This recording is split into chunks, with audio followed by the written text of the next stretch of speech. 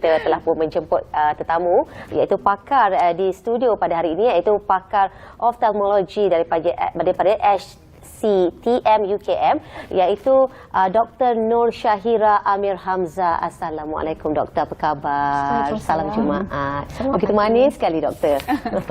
Okey doktor, seperti yang kita dah Salihah dah kongsikan mengenai topik hari ini, iaitu kanak-kanak dan rabun. Ini adalah sesuatu yang membimbangkan. Kalau kita lihat doktor, zaman saya ataupun zaman kita masa kecil-kecil dahulu, kanak-kanak dan gadget ataupun bebas bermain ke sana sini, boleh dikira lah dalam kelas tu berapa je yang pakai cermin mata. Kalau nak dikatakan dengan zaman sekarang ketika ini, mungkin doktor boleh kongsikan pandangan doktor sendiri dan mungkin kajian yang telah pun dilakukan yang menjadikan punca kanak-kanak ketika ini banyak kes rabun dilaporkan berlaku di kalangan kanak-kanak.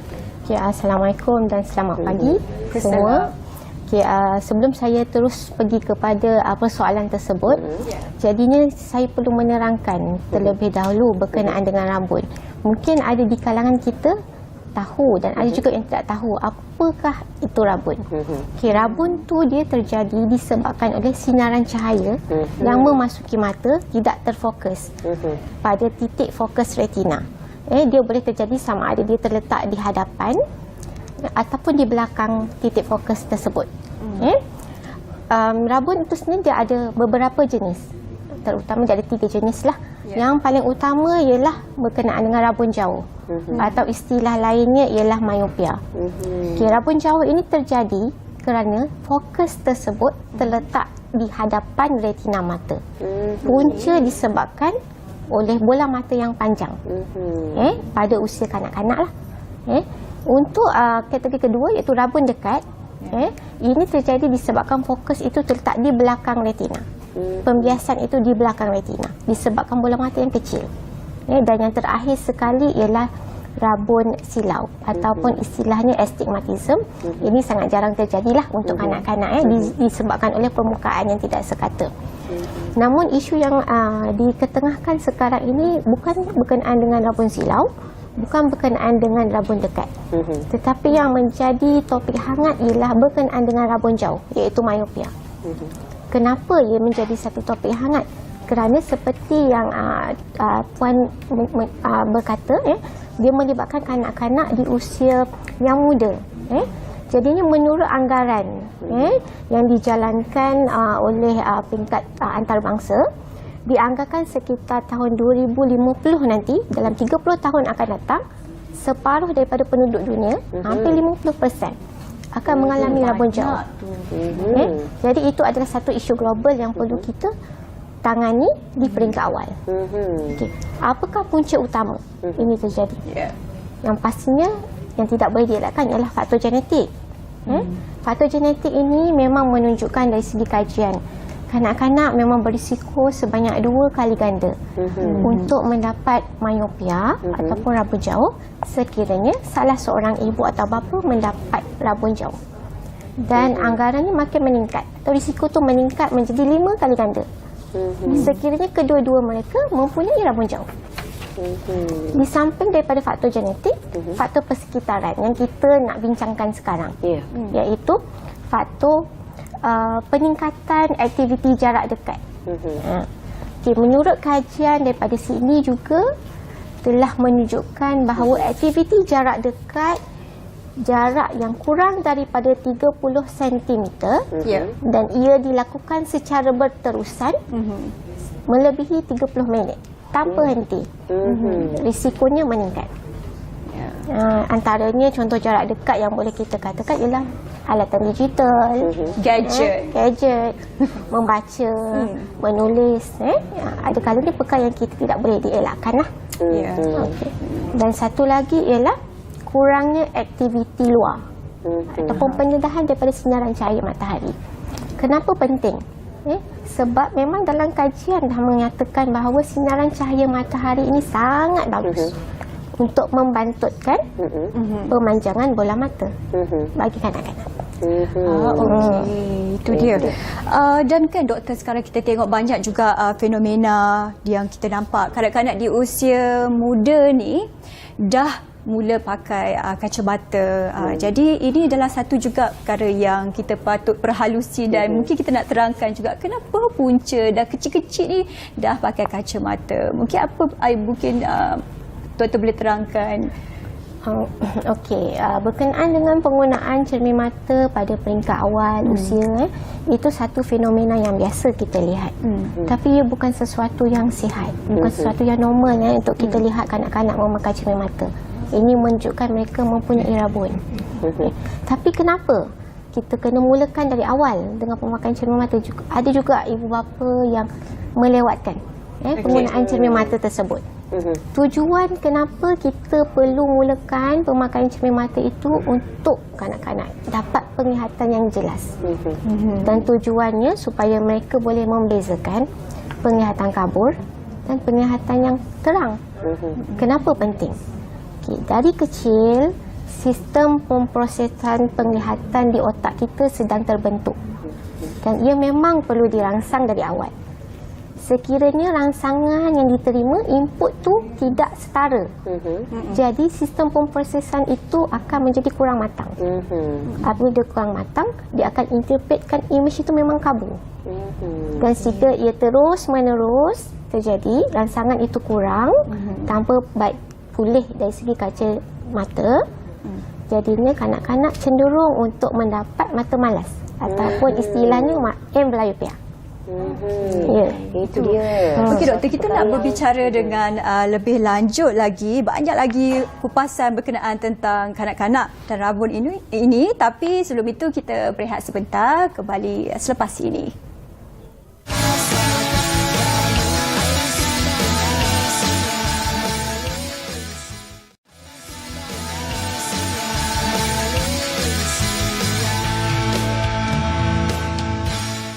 Terima kasih di atas kesetiaan anda bersama kami di Apa Khabar Malaysia, dan kami masih lagi membincangkan topik yang begitu menarik dan semakin panas, iaitu mengenai kanak-kanak dan rabun. Dan kalau sebentar tadi Salihah doktor dah berkongsikan mengenai kesan sekiranya ibu bapa melengah-lengahkan untuk merawat mata anak mereka sekiranya terdapatnya simptom rabun itu, iaitu mata akan menjadi malas. Dan doktor, kita berbalik lagi kepada topik hari ini, iaitu kanak-kanak dan rabun. Sekiranya keadaan sekarang dapat kita saksikan banyak gaya hidup yang tidak sihat di kalangan anak-anak, dan ibu bapa membenarkan gadget ini untuk anak-anak bermain tak kira masa daripada pagi sampai ke malam. Dan mungkin doktor boleh kongsikan kesan penglihatan mata kanak-kanak itu, mungkin adakah ianya akan menua sebelum usia, dan apakah kesan jangka masa panjang sekiranya ianya tidak ditangani dengan kadar segera? Sekiranya kita tak menghadkan penggunaan alatan digital untuk kanak-kanak ini, dia bukan kata mata itu akan menjadi tua. Proses tu memakan masa. Tetapi yang paling penting ialah tahap kerabunan akan terus meningkat dan meningkat. Itu dia. Dan doktor, selain daripada masalah gadget, apakah yang dikaitkan dengan kerabunan mata? Adakah faktor pemakanan pun antara faktor yang boleh menyumbang kepada rabun di kalangan kanak-kanak, dan gaya hidup yang tidak sihat ketika ini, yang kurang bersenam dan kurang terdedah dengan cahaya matahari, itu juga antara faktor kepada berlakunya menyumbang kepada rabun kanak-kanak? Dan mungkin doktor boleh huraikan dengan lebih mendalam lagi. Berkenaan dengan setakat inilah kita memang tiada kajian yang menyatakan apa-apa makanan atau suplemen dapat mencegah mencegah kerabunan pada kanak-kanak.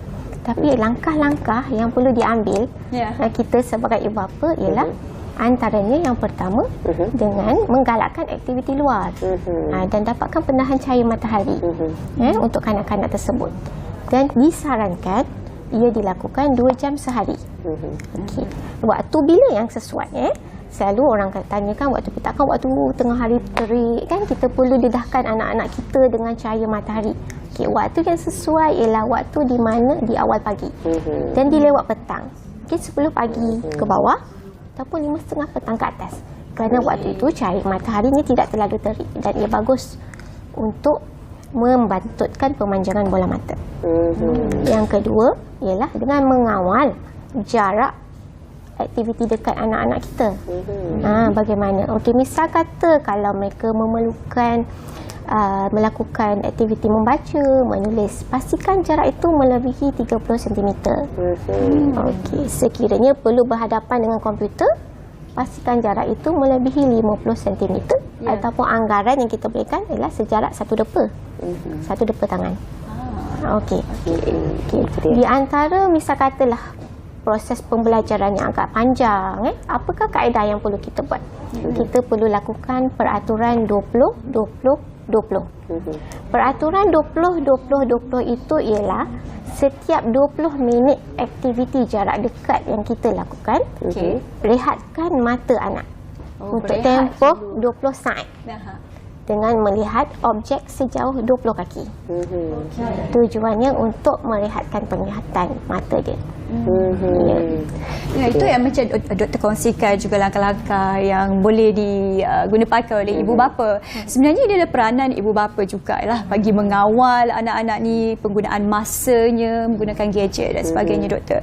Tapi mungkin satu lagi juga yang penting boleh doktor kongsikan bersama dengan kita semua penonton ni Apa Khabar Malaysia. Mungkin ada teknologi perubatan yang terkini ataupun yang baru yang boleh merawat rabun ni, boleh doktor kongsikan.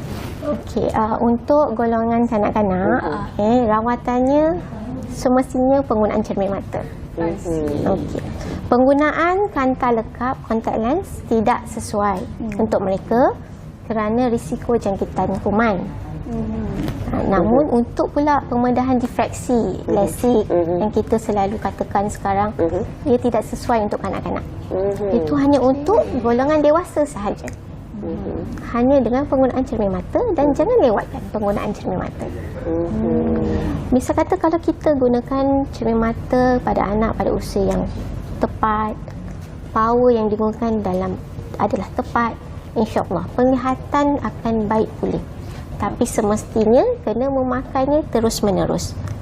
Tujuannya kita tak boleh nak kurangkan power tersebut, tetapi kita nak mengelakkan kuasa power tu terus meningkat. Ya, itu dia. Dan mungkin doktor boleh bagi sedikit tips untuk senaman mata yang boleh diamalkan di rumah secara seringkas mungkin. Okay, pada saya mudah. Peraturan 20-20-20 itu mencukupi untuk merehatkan mata anak tersebut.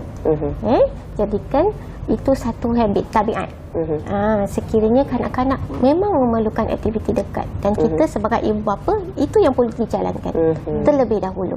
Dan yang paling penting, jangan lewatkan pemeriksaan saringan mata sekiranya anak-anak mempunyai tanda-tanda rabun. Itu dia. Itu yang perkongsian yang cukup bagi saya baik sekali. Dan itu dalam kita berbicara berkenaan tentang kanak-kanak, penggunaan gadget dan kesan dan juga kaedah-kaedah yang mungkin boleh dilakukan, pengawalan ibu bapa dan sebagainya.